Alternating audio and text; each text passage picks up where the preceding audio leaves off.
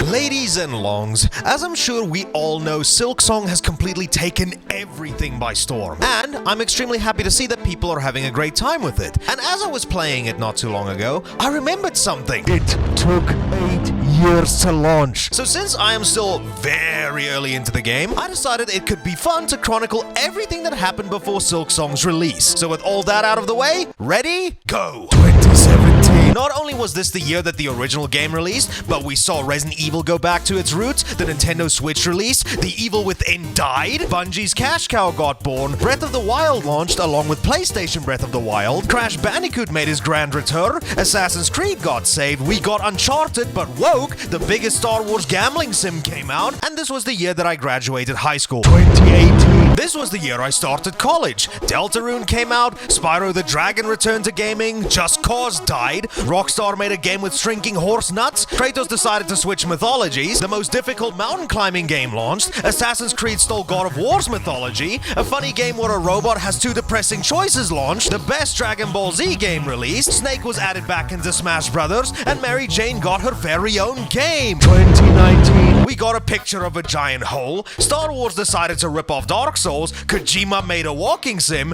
Capcom released 2 peak games, only one of which would live to see follow-ups, From Software ripped off Neo, Mary Jane got another game, Gears of War died, Mortal Kombat got Arnold and Stallone, Borderlands 3 was the cure for insomnia, Star Killer became a biker, Crash Team Racing got a remake, and Kingdom Hearts 3 finally released after its own fanbase got edged with waiting. 2020. Toilet paper became a rare drop, Tiger Woods got a gritty reboot, Doom and Animal Crossing's fan bases merged into one, Final Fantasy VII's remake also finally came out after edging its fans like Silksong and Kingdom Hearts, Assassin's Creed decided to join Kratos in Norway, a kid's body horror video game got released, the PS5 and Xbox Series X and S were impossible to buy at launch, Half-Life came back but only now 2% of people were able to play it, Crash's first official sequel in almost 3 decades finally launched with the fitting subtitle It's Dick Time, a game about falling beans made streamers rage quit, a game about rage baiting your friend through misinformation launched, Tony Hawk's Pro Skater return, and the original Assassin's Creed in Japan launched that caused PewDiePie to have a mental breakdown thanks to friend requests. Fuck off, and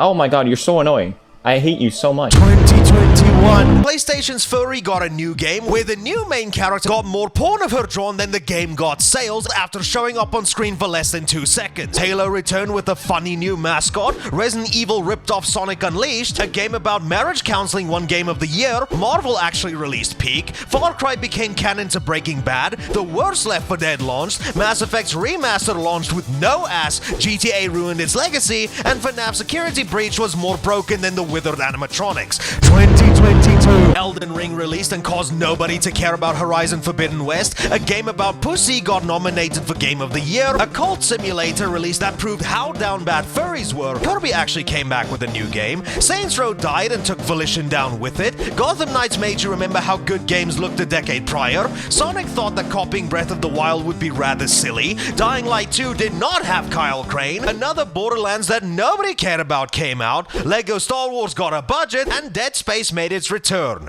But worse. 2023. Alan Wake got a sequel after a decade where you get to play as a woman, so it's really Alan Woke. Street Fighter caused a new generation to get a foot fetish. Leon could now do RE engine-coded backflips. Pinocchio liked Yarnum way too much. Final Fantasy liked Devil May Cry too much. Fishing actually got a horror game. From Software remembered that Armored Core exists. Dead Space came back for real. Hogwarts Legacy caused an online shitstorm. People could get off to androids. The completionist got booted off of a game. An obese man scuba diving made for one of the best games of the year. Counter-Strike got ruined. Mortal Kombat forgot how to count. The best games of all time launched with the added benefit of bestiality. And Bethesda was able to sell us loading screens. 2024. PlayStation revived, killed, and then re-revived Helldivers 2. Monkey Souls-like. Prince of Persia actually came back. Hellblade 2 was a disappointment. Black Ops 6 had Omni movement. Dragon Age would be more fun with microtransactions. Chernobyl got rendered in Unreal Engine 5. Troy Baker starred as Harrison Ford. Ubisoft proved why they shouldn't make Star Wars games anymore. A DLC got nominated for Game of the Year. Suicide Squad killed the Arkham series. PlayStation did a flop speedrun. Nintendo got pissy with Pal World. One of the best games of the year was a gambling simulator Simulator, and a tiny Michelin Man from 2099 won Game of the Year and caused the director of Days Gone to have a mental breakdown. 2025. The French-made Peak. Peak ended up becoming a game. Metal Gear Solid 3 ran like shit. Assassin's Creed got pissed that they didn't do Japan first. A walking simulator managed to get a sequel. Tony Hawk made me crash out. Sonic collabed with SpongeBob.